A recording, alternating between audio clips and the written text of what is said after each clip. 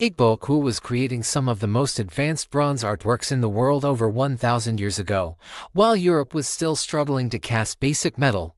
No written records, no palaces, no known kings, yet. What was buried beneath the soil of southeastern Nigeria would shock archaeologists and rewrite African history forever. This is the story of Igbo-Ukwu, Africa's earliest advanced bronze civilization.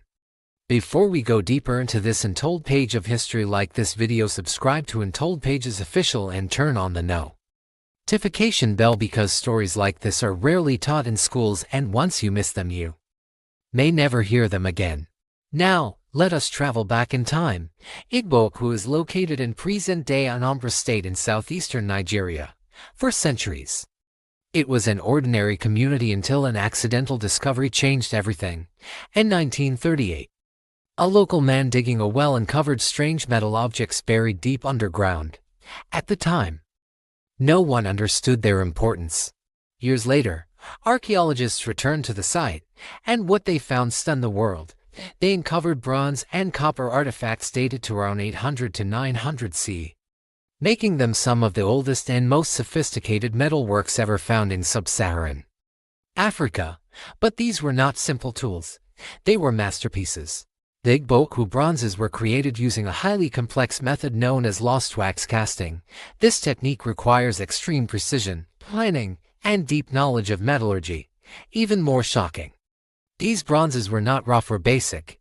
They were incredibly detailed, chains cast in a single piece, intricate patterns, delicate lines, symbols of authority and spirituality. Some of the designs were so complex that modern metal workers still struggle to recreate them today.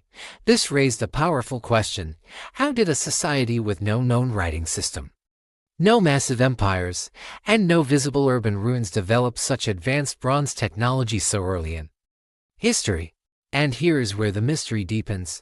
Archaeologists did not find evidence of large-scale warfare or massive kingship structures. Instead, the artifacts were found in what appeared to be ritual and spiritual contexts.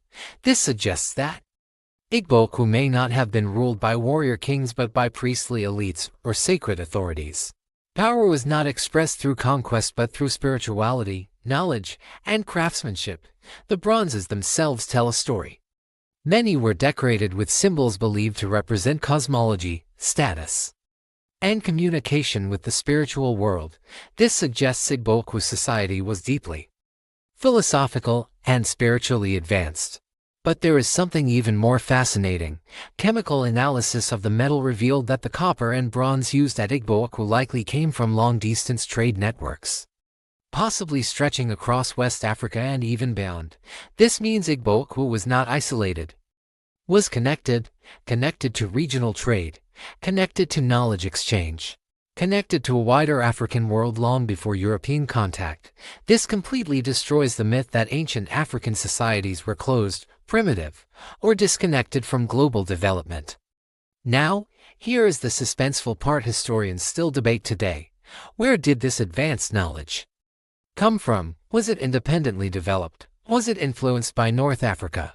Or was there a lost African knowledge system that disappeared over time? There are no written answers. Only bronze, only earth, only silence. And then, just as suddenly as it appeared, Igbo-Ukwu seemed to fade from history. No evidence of violent destruction, no signs of invasion, no clear reason for decline. Some scholars believe environmental changes disrupted trade routes. Others believe power structures shifted and knowledge systems were lost or absorbed into other communities. Whatever the reason, one thing is clear: Igbo-Ukwu did not fail because it was weak. It disappeared because history did not preserve its story. The discovery of Igbo-Ukwu forces us to rethink everything we were taught about technology and civilization. While Europe would not produce comparable bronze artistry until centuries later, Africans were already mastering it at a level that stunned the modern world. Civilization did not flow in one direction, innovation did not come from one continent, and intelligence did not belong to one race. Africa was creating, Africa was innovating, Africa was leading. Yet, many people today have never heard of Igbo-Ukwu. And that is not an accident, because history often remembers conquerors and forgets creators. Now, here is something controversial.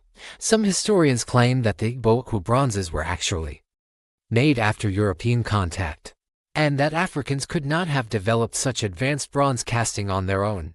If that were true, then everything we just discussed would be wrong. So let me ask you, do you believe that claim, or does the archaeological evidence tell a completely different story? Drop your thoughts in the comments and correct me if I am wrong. And if you believe African history deserves to be told truthfully, like this video, subscribe to Untold Pages Official, and hit the notification bell so you never miss another Untold page of history. Because Africa's greatest stories were not lost, they were buried.